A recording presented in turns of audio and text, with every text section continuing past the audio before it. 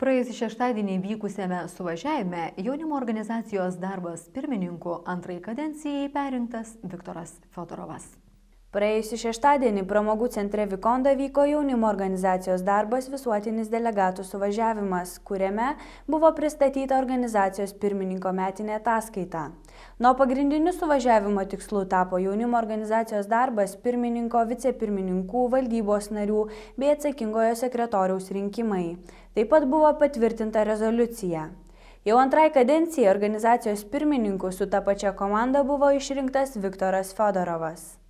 Jaunimo organizacijos darbas šiandien išsirinko pirmininką, valdyba priėmė rezoliucijas, suvažiavimo rezoliuciją dėl žmogaus teisių pažeidimo Viktoro Uspaskich atveju.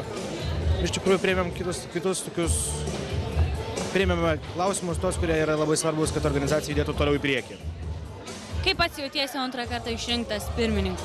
Iš tikrųjų džiaugiuosi, kad tie metai, kuriuos dirbame, įvertinti labai gerai. Jaunimo organizacijos darbas nariai, dalyviai suvažiavimo, taryba įvertino gerai ir beveik vienbalsiai pasitikėjo manimi, mano komanda ir išrinko mus toliau tęsti jau pradėtus darbus, galvoti naujus, kartu su visa organizacija kurti jaunimo organizacijos darbas gerovę.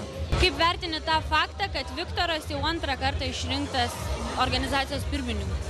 Sveikintinai vertinu, iš tikrųjų labai sveikinu, nes manau, kad tai buvo pirmininkas, kuris labai daug nuveikė ir organizacija tai įvertino.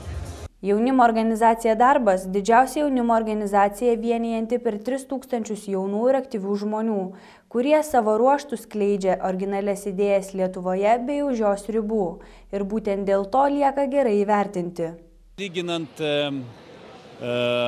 Lietuvos visuomeninį visą gyvenimą, pilietiškumą, matau daug pasyvumą.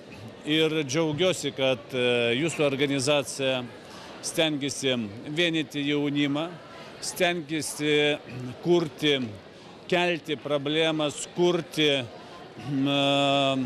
kažkoks tai įdomios idėjas, tos idėjas teikti, bandyti jos įgyvendinti, stengiasi dalyvauti visuomeninėje veikloje, stengiasi dalyvauti politinėje veikloje.